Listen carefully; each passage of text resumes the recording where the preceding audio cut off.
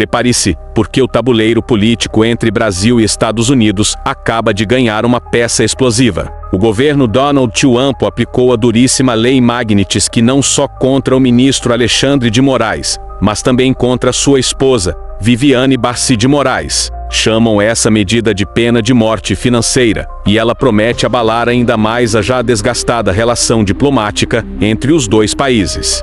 Mas o que está por trás dessas sanções? E quais os impactos disso para o Brasil e para a imagem internacional do STF? Vamos mergulhar nesse cenário de tensão e poder.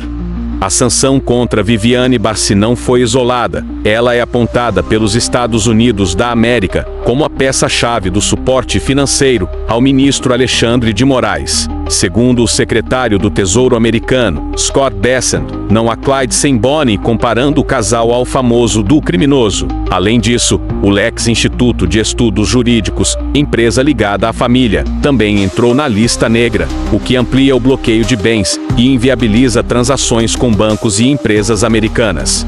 Para Donald Trump, essa medida é resposta direta ao papel de Moraes no julgamento do ex-presidente Jair Bolsonaro, condenado a mais de 27 anos de prisão. Criada em 2012 e expandida em 2016, a Lei Magnitsky é um dos instrumentos mais severos da política externa americana. Ela permite punir estrangeiros acusados de corrupção ou violações de direitos humanos, congelando bens, bloqueando transações financeiras e até revogando vistos. O caso de Moraes e Viviane é emblemático. É a primeira vez que uma autoridade do judiciário brasileiro e sua família entram nessa lista. Para críticos, isso seria uma distorção da lei, usada como arma política em meio à disputa geopolítica entre Washington e Brasília. Para aliados de Trump, é um recado claro: ninguém que atente contra a liberdade ficará impune. No Brasil, a reação foi imediata. O Itamaraty classificou a decisão como uma afronta à soberania, e o STF chamou de injusta a extensão das sanções à esposa de Moraes. O próprio ministro reagiu dizendo que continuará exercendo sua missão constitucional. Mas, por trás disso, cresce o temor de uma escalada ainda maior entre os governos. O cancelamento de vistos de autoridades brasileiras já gera desconforto e pressiona a diplomacia de Lula, em plena Assembleia da ONU. Analistas afirmam: estamos diante de um jogo de poder em que a política interna do Brasil virou peça de barganha internacional.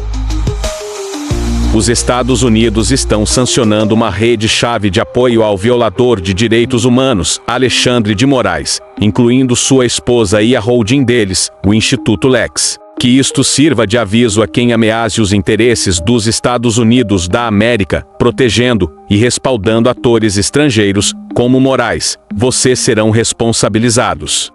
Texto de Marco Rubio. Moraes, a gente traz como repercutiu aqui, porque, claro, o ministro Alexandre de Moraes publicou uma nota criticando a decisão dos Estados Unidos.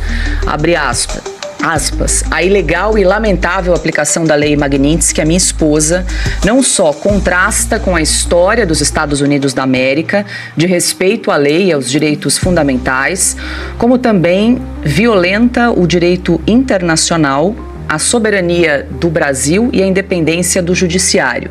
Independência do judiciário, coragem institucional e defesa à soberania nacional fazem parte do universo republicano dos juízes brasileiros que não aceitarão coações ou obstruções no exercício de sua missão constitucional conferida soberanamente pelo povo brasileiro.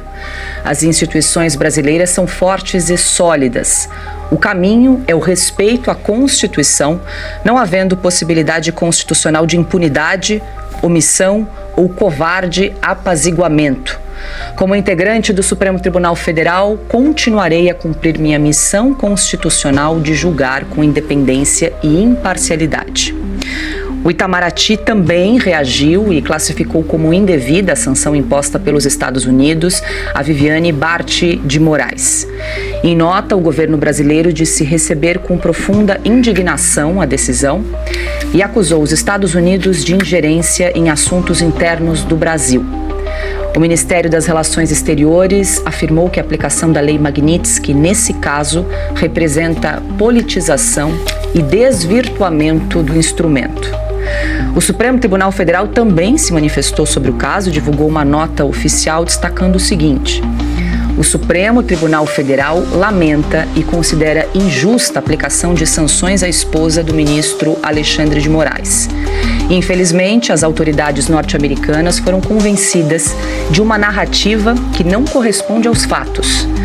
Estamos diante de um julgamento que respeitou o devido processo legal e o amplo direito de defesa com total publicidade. No Brasil, a quase totalidade da sociedade reconhece a importância histórica de um julgamento e punição por uma tentativa de golpe de Estado. Se já havia injustiça na sanção a um juiz pela sua atuação independente dentro das leis e da Constituição, ainda mais injusta é a ampliação das medidas para a família do magistrado. Fecha aspas para essa nota institucional do Supremo. O ministro Gilmar Mendes também se manifestou nas redes sociais. Ele manifestou solidariedade a Alexandre de Moraes e a sua família, classificando a sanção como uma medida arbitrária que afronta a soberania nacional e a independência do Poder Judiciário. Segundo Gilmar Mendes, punir um magistrado e seus familiares pelo cumprimento de deveres constitucionais representa um ataque direto às instituições republicanas. E aí, perdoe-me que eu também me estendi um pouquinho aqui, mas a gente precisava trazer essas notas oficiais que foram publicadas. Gostou? Então não se esqueça de curtir, compartilhar e seguir nosso canal para ver mais temas de história como esse.